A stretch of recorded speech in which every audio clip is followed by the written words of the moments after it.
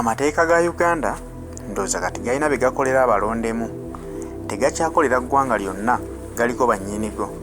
Nti bw'obeera ng'oli ku opposition, gwe amateeka tegasobola kukulamula kyenkanyi. Wabula bw'obeera ng'oli mu gavumenti, awo amateeka gagasa ggwe.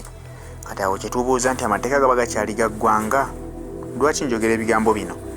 Bannakibiina ky'NUP gye buvuddeko olunaku lwali lwa Mande, ennaku z'omwezi zaali 9 omwezi guno gwennyini ogw'Ekkumi omwaka guno, baali bategese okusaba ku kitebe kyabwe e Kamwokya nga baagala okusabira bannakibiina bannaabwe abazze bawambibwa awamu n'abo abattibwa mu byobufuzi n'abo abali mu makomera nga tebafunanga bwenkanya ne gye buli eno. Bw'obuuza Mwami Museveni nti abantu abo balangwa ki, talina nsonga gy'asobola kukwanukula kuba bakimanyi bulungi omusango gubavunaanibwa kuwagira Robert Kyagulanyi Ssentamu.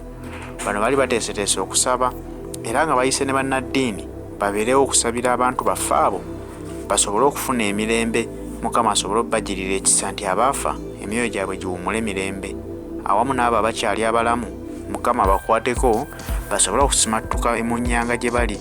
Wabula amagye ne poliisi tebaaganya bantu bano kusaba, era nga Mwami Museveni yawa orders ng'agamba nti buli mukulembeze w'NUP yeeseza ku kitebe e Kamwokya akwatibwe era aggalirwe. Omulimu baagukola n'obuvunaanyizibwa, bwe batyo baakwatiramu ne bannaddiini abaakubwa ennyo ne batuuka n'okubambula ebyambalo by'obunaddiini era nabo ne babaggalira. Wadde nga baabata, naye kino kati kikyababobya emitwe nga beebuuza nti ensonga ki yatuuka okukwasa abakulembeze mu kibiina batuuke n'okukwata bannaddiini babaggalire, babakube babambulemu n'ebyambalo by'obunaddiini, era nga beebuuza nti Mwami Museveni ng'osusse w'olina okukoma. Olunaku olwaleero omwogezi w'ekibiina ki National Unity Platform Joel Ssennyonyi awamu ne Ssaabawandiisi David Lewis Lubongo yabavudde ne bavumirira ensonga eno nga bagamba nti ensonga eyo gye bayisibwamu ku lunaku olwo lwennyini ekyababobya emitwe n'olwaleero, nga beebuuza omusango gwali gukoleddwa ku kitebe awo batuuke okuwuzaawo buli muntu eyajjanga okwesaza ku kitebe tebannagutegeera. Wabula bagamba nti bannamateeka baabwe bakola ekisoboka kyonna okulaba nga abantu bano bafuna obwenkanya kubanga bakwatibwa mu bumenyi bw'amateeka. Bakola ekisoboka okulaba nga bannaddiini abaakubwa abaaswazibwaswazibwa bafuna obwenkanya kubanga tewali nsonga ntuufu yali ebakwatisa okutuuka okubakuba. Bw'obeera nti wagira kibiina ky'NUP obeera muzzi wa misango mu ggwanga erya Uganda. Bw'obeera nti wagira NRM gwe muntu awulirwa mu Uganda, kitegeeza nti ebibiina by'obufuzi eby'enjawulo nga bivuganya Mwami Museveni ebyo tebabibaliramu ddala magezi. Olina okubeera mu Uganda ng'owagira Museveni, kirabika lw'osobola okubeera n'emirembe. Katuwulire ensonga zino bannakibiina kya NUP bwe bazikutte. Ensonga eno tukugira omulanga buli munnayuganda ali eyo, tebetaaga kubeera memba wa kibiina kyaffe. Ensonga eno ffenna nga bannansi tugivumirire kubanga nkyamu. Munnange nammwe abali mu NRM muyinza okugamba nti ekirungi aba NUP abo babanyigirize, enkya bajja kukwata naawe era ng'obanyiizizza obaki, kubanga tuze tubalaba abamu nga wa NRM bamukutte n'agamba yiyi lwaki nange mumbonyaabonya, nze nawagira muzeeyi namunoonyeza akalulu. Munnange obumenyi bw'amateeka kasita busigala nga butambula mu ngeri efaanana bw'eti, tewali ali seefu, tewali. Tuze twogera tutulugunya abantu kati n'ennaku zino bakuba bannamawulire. Munnamawulire akutte kamera ye, buli kimu kiraga nti ono munnamawulire aze kola mulimu gwe, ne bamukuba emigoba nte. Bannamawulire batandise n'okubawamba. Juzi Ssesanga bamuwamba naye olw'okubanga akazito mwateekawo kangi bannayuganda ne bamuwanda ne bamuwamba munnamawulire. So ensonga eno tukowoola buli muntu ali eyo tugivumirire, tukowoola abakulembeze nti ensonga eno tugyogereko kubanga kino kikyamu. Abantu babakwata ne babateeka eyo okumala ennaku n'ebisiibo, babatulugunya, ab'enganda zaabwe tebamanyiwa we bali. Ensonga eno tugivumirire mu makanisa gaffe, mu mizikiti gye tubeera eyo.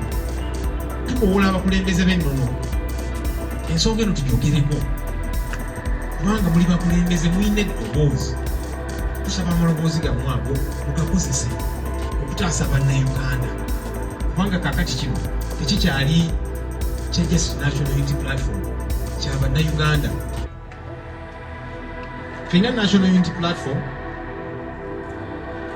tugamba twagala abantu bano bonna abaawambibwa, abali egye baterese yonna yonna gye tutamanyi bateebwe. Eyo demand gye tulina nga National Unity Platform era ne family zaabwe bali wano nabo bagenda kwogera kintu kyekimu. Abantu bano twagala bateebwe bunnambiro. Watoyinza gamba nti omuntu omukutte kumala omwaka emyaka 2 ali eyo teri amanyi gyali kikyamu. Ate bwe muba muteebereza nti abantu bano bazza emisango mubatwale mu kkooti, teeka kye ligamba. Teeka ligamba omuntu muteeke mu poliisi kumala ennaku 2, oba olina obujulizi mutwale mu kkooti. Ni kati babaterezeeyo babatulugunya naki tetugenda kusirika. Era Wangadde ne banno banamulikirawo okubeera n'obuswavu. Zino ensonga tezitwale nga ziri serious, ensonga za bulamu bwa bannayuganda. Tolinda nawe kikutuukeko kuba kituuke ku gw'omanyi owooluganda lwo mukyala Wangadde awulyoka ofeeyo otandika okunoonyereza. Kati subira ensonga eno enaatwalibwa ng'eri serious. So kakati abaga nti abantu bano tebaliyo oba ensonga bazivaako baba no wano. Ensonga tebazivangako, abantu baabwe babeetaaga era nga baba bangi. Ngenda kuyita family zino, kuyita family bwemu.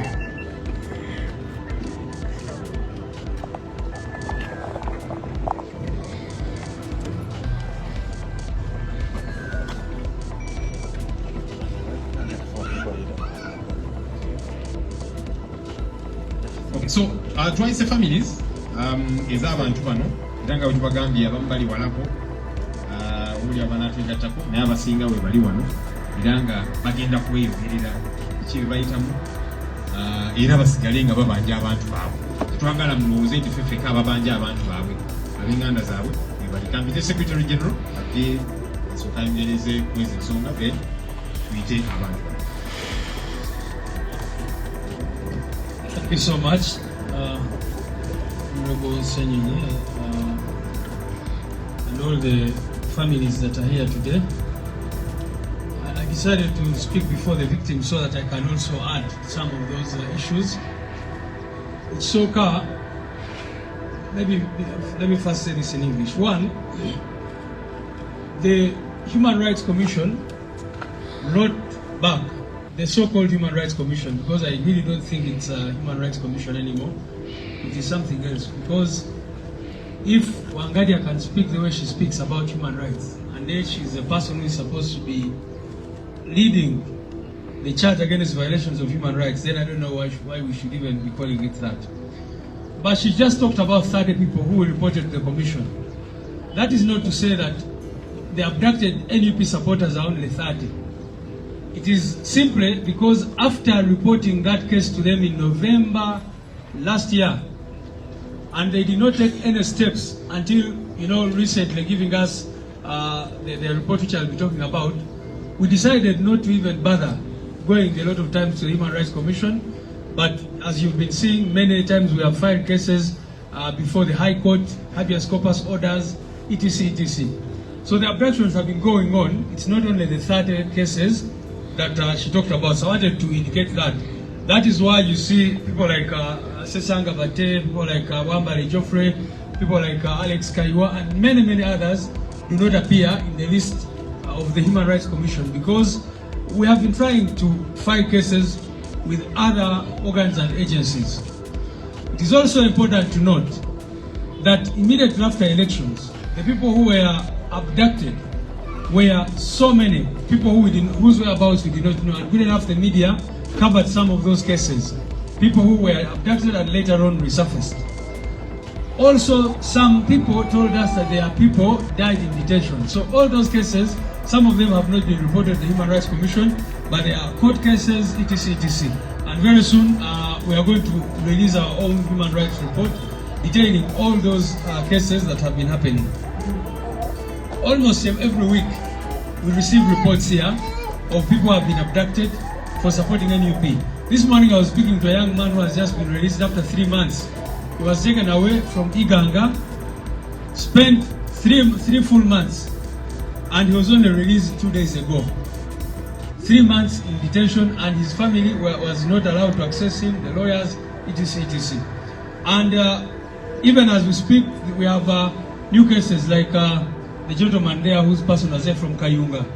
Where Kayunga Aliwa? Yes. So there are many other abductions that have been going on, as some of these people will tell you.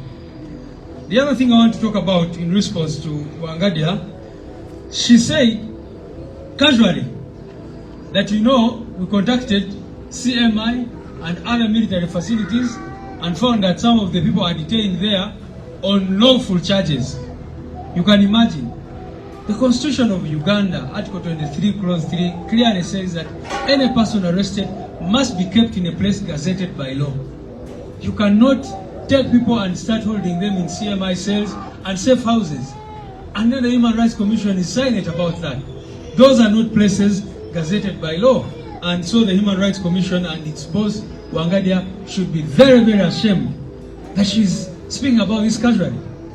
If you see the list she gave us, she released, of the 12 people who she said have since been released, all of them, without exception, were in detention for close to a month or more than a month. You know, journalists, including Swabra, who is seated right there, you know how long she spent in under incommunicado detention. The law says that if you arrest someone, their family members, first of all, must be informed, their lawyer must be informed, the very person must have access to their lawyers, doctors, etc. And Wangadia is silent about that. So what kind of Human Rights Commission is that? People are tortured. Can you imagine that woman? She came up and said that we took border victims and said they are torture victims. How can a Human Rights Commission head be so shameless and so callous? I have written back to her and challenged her to give us one person, just one person, who she knows was a victim of an accident that we reported to them. Because all cases that we reported to them, whether it is sexual assault, whether it is all the things that we do to our people, all of them are on record. There is no single case that we have filed with the Human Rights Commission where there is no evidence. But as you also know, the circumstances under which we live. I'll talk about Marinos, for example. You saw in her letter, she said that Marinos Alexandros, that lady, they tried to reach out to her, and then, but you all know what happened to that lady. Once she came out and talked about the fact that she was sexually assaulted, they came out immediately and paraded people and started denying those allegations. She started getting death threats, and she was forced to run out of the country. She is in exile suffering because she feared that those people were going after her. They started calling her on unknown numbers, telling her she was going to be killed if she did any other interviews about that matter. She also talked about Mwesigo Eric, whose story you all know.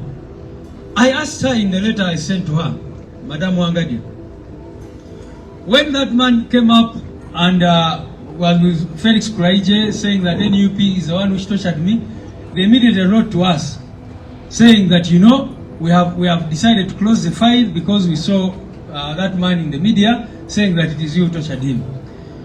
When the same man came out to say that actually those people had abducted him again and forced him to say what he said on TV, the Human Rights Commission did not come to ask us about it, and now they don't even have any shame to mention it as one of the cases.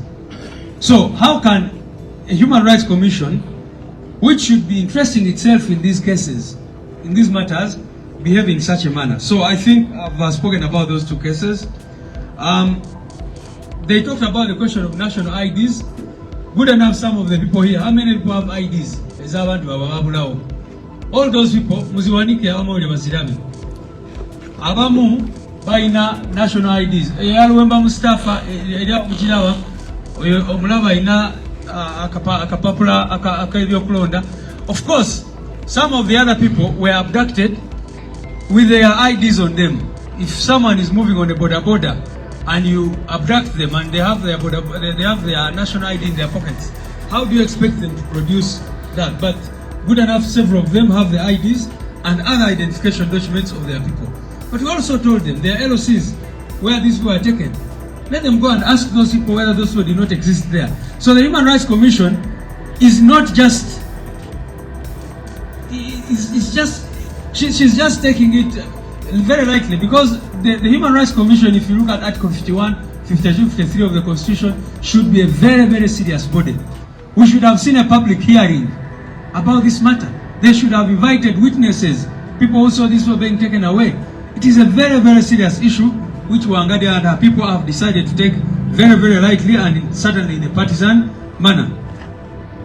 So finally, I'll say the 18 people, of course, who she says are still missing. As I said, there are many more than 18. Some of them are here. They are victims. They are family members.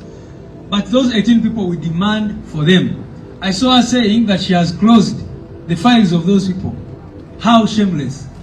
So we are, like Honorable Senator said, we are taking these people to tell Wangadia, do not close these cases. Because our people were taken away in broad daylight by the military, by security operatives. Everybody saw those who were being taken away. So their family members are here, and that is what they are going to be telling Wangadia.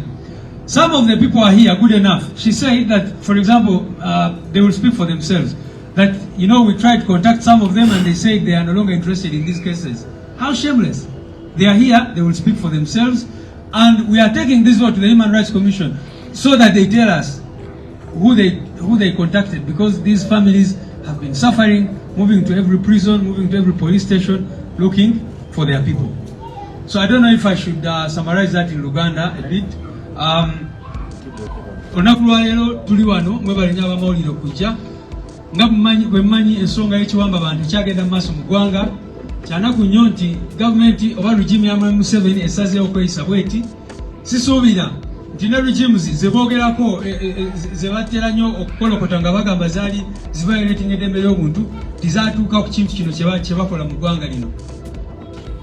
Juzi mutulabye naffe nze ne Honorable Senyonyi nga batuteeka mu drone amagye nga ganja nega, you know, you wonder what kind of state we are living in. Nti amagye ge galina okujja ne gakwata abakulembeze ne gabateeka mu motoka ya drone ne gabatwala. Era mujjukira bulungi bali batadde mu kamotoka awo nga baagala tutwala walala, naye olwa pressure n'okulaba nti baatya kamera zammwe zaaliwo kyekyatutaasa. Otherwise simanyi kye baali baplaninze okukola. Mwalaba nga baleeta akamotoka kaabwe nga batupanze omwo n'ebirala. Naye ffe sifa abakulu, naye abantu bano baabuzibwawo ne basinga obukulu olunaku lwa leero. Nga bwe mumanyi bano abantu twawaaba last year mu November twawandikira akakiiko k'eddembe ly'obuntu nga tubawa details. Ate twali tubawadde ne details endala nga tugenze mu Human Rights Committee ya Parliament n'ebirala byonna bye tubadde tugezaako okukola. So kitwewunyisiza nnyo okulaba akakiiko k'eddembe ly'obuntu akaalibadde akakiiko k'eddembe ly'obuntu naye Wangadia kaafudde ekintu kirala nnyo nga kavaayo ne report efaanana bwetyo. Ekisooka bagambye nti abantu 12 kwabo be twabawa baateebwa dda. Ne tubuuza Wangadia, gwe kennyini bawandiise mu bbaluwa yo nti bano abantu baamala omwezi mulamba mu kkomera oba emyezi 2, si mu kkomera mu prison wabula mu mikono gyabyo by'okwerinda, era ku CMI oba mu safe houses n'ebirala. Ne tumubuuza osobola otya obutogera ku nsonga eyo, kubanga eyo nsonga nkulu nnyo. Ennyingo eya 23 mu ssemateeka wa Uganda egamba nti oli bw'omukwata omuntu omunauganda yenna bw'oba omuarrestinze, ekisooka olina okutegeeza family members be oba next of kin. Ekyokubiri alina okubeera ne access ku bannamateeka be. Ekyokusatu aba asabye nti ayagala kulaba omusawo we olina okumuwa access eyo. Ekyokuna olina okumunyonyola lwaki omukutte. Naye kati kye bakola bajja ne bakwata omuti ne bamuwamba ne bamubuzaawo n'amala omwezi mulamba emyezi 2 nga teri amanyi omuntu oyo gyali. Ekyo no kityobola eddembe ly'obuntu. Tubadde tusuubira nti akakiiko k'eddembe ly'obuntu kajja kuvaayo n'ebiragiro ebikakali ku nsonga eyo kye kataakoze. So nga kalina obuyinza bw'osoma ennyingo ya 5 52 53 ya constitution kalibadde n'obuyinza obwo naye tekagala bukozesa kubanga nako kalinga akakolera mu Museveni nga regimu ye. Ekyokubiri bagambye nti tubadde tubatwalira abantu nga tugamba babatulugunya so nga bafuna ebiwundu bya bodaboda, ebisago bya bodaboda accidents n'ebirala. Ne tubabuuza mmwe mutuweeyo omuntu omu yekka ali mu kategori eyo. Wangadia talina kuvaayo n'ayogera. Omanyi ssemateeka egamba nti omuntu alina okubeera ng'ali qualified okubeera omulamuzi wa high court. Naye kati omulaba engeri gye yeeyisa ne weewuunya ng'ali mu kubalaata, ng'ali kubalaatira ku bulamu bwa bannayuganda bannansi. Ensonga eyokusatu gye baayogeddeko nti bano abantu baffe betugamba nti babuzibwawo nti tebaleeta ndagamuntu. Ekirungi abamu bazirina wano era bagenda zitwala ku kakiiko k'eddembe ly'obuntu olunaku lwa leero. Naye abamu babakwata nga bazirina. Oli bw'aba atambula ku booda ng'alina national ID kati novaayo n'otugamba nti ate tukuleetera ID kikyoba otegeeza. Ffe twabagamba abantu abo bonna gye baali waliyo ba LC waliyo abantu abalala bagende babuuze abantu abo bonna babamanyi nti baaliyo. Ensonga y'okubiri nawulidde agamba nti tetwaleeta bujulizi bwa tocha. Bano abantu oli bamutwala ne bamutwala mu CMI ne bamutulugunyiza eyo nga Masereka bwe bakola. N'akoma wano n'ebisago n'ogamba nti agende aleete obujulizi ku muntu eyamutulugunya. Kikyoba otegeeza simanyi bamutegeera bannange nti oli bamutulugunyiza mu safe house kati addeyo agende identifying omuntu eyamutulugunya agambe eyamutulugunya ye gundi ne gundi ng'abantu abawamba abantu mubeera mubalaba buli lunaku n'abasirikale abatukwatira wano juzi mwabalaba basinga baali bambadde ebikookolo nga tebaagala faces zaabwe abantu bazirabe. Kati novaayo n'ogamba nti gwe akakiiko k'eddembe ly'obuntu oyagala obujulizi baani abatokyalinga n'ebirala bwe bityo. So kyo nakyo kyabwewuusa. Njagadde n'okwogera nti abantu 3 be boogerako batono nnyo kwabo abaze bawambibwa. Abo 3 just be twabawa naye nga bwe muze mutulaba abalala tubatwala mu high court n'ebirala byonna bye tuba tugezaako okukola kubanga kati you can imagine bado twabawa omusango mu November last year batuzeemu after 1 year lwe bakoze report yaabwe etaliimu makulu naye after 1 year era nga basuubira nti buli lunaku tujja kuba tugendayo nga tebagenda kukola kintu kyonna kyonna ku nsonga ezo. Mubawulidde nga boogera ku Marinos ne bawa example y'oyo omukyala eyakwatibwa n'avaayo n'abyogera. Mukimanyi bulungi oyo omukyala bwe yavaayo batandika omutiisatiisa okumutta era n'adduka mu ggwanga ali abonaabona olw'embeera. Kaakati oyo omukyala waali ku ssimu era leero njogedde naye ku makya nemubuuza baali bakubireko ku ssimu n'agamba nedda tebankubirangako nange mbadde nninza ensonga zange kumanya omusango gwange gutuuseewa. Tebamukubirangako ku WhatsApp tebamukubira. Ate n'ekirala kye tubabuuziza ffe nga NUP fe bawabye egyo emisango bogamba nti onoonyeza mukyala Kibalama n'otamufuna lwaki towandiikira NUP nemukunoonyeza kubanga NUP ebanga yaleeta omusango bano baba bajulizi lwaki totucontactinga nemutugamba nti omuntu ono noono tebali cooperative ffe netuba kati bwe tubayise olunaku lwakyo bali wano olunaku lwa leero. So lwaki bamala omwaka mulamba ne bavaayo ne bagamba nti abantu abamu tebali cooperative. Ensonga ya Eric Mwesigwa wagyogeddeko naye mu bbaluwa yaabwe mu ngeri y'obuswavu nnyo. Njagala bategeeza nti oyo Eric Mwesigwa bwe yavaayo nga eri nekulaije n'agamba NUP simanyi erina drones yamuwamba biki bawandiikirawo ebbaluwa olunaku olwaddako ne bagamba katulabe Eric Mwesigwa ng'abeegaana naffe omusango fayiro tugiclosing tugigaddewo. Bamala okukola ekyo Eric Mwesigwa nyini n'avaayo n'agamba nti amagye ge gaali gamuwambye ne gamufosinga okwogera ebigambo ebyo tebaddamu tebatunyega tebaddamu kuwandiika ebbaluwa yonna ekiraga nti bali partisan bakolera regime ya Museveni, which is very very unfortunate. Finally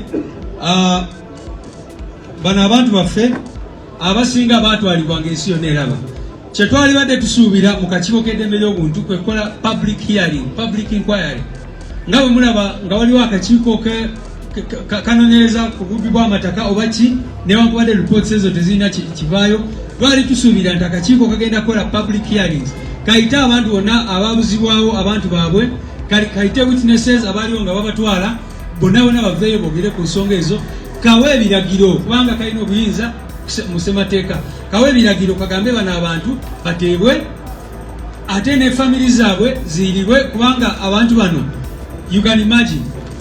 Era n'ekyo nalaba abantu juzi nga babalaata ku social media nga babuuza oli baba bamutwala emyaka 3 emabega lwaki mukyala we tulaba alina omwana omuto kakati ki kyemutegeeza ababuuza ebibuuzo bwe bityo oli baba bamuwambye ne bamubuzaawo okumala emyaka 3-4 mulowooza families ezimu ng'oli teyesobola talina kyasobola kukola n'agenda n'amaliriza ng'ageze mu family endala lwaki temutegeera obulumi bw'oyo omuntu kubanga kibaddewo nnyo ng'abantu be bawamba bakomawo nga families zaabwe ziri destroyed.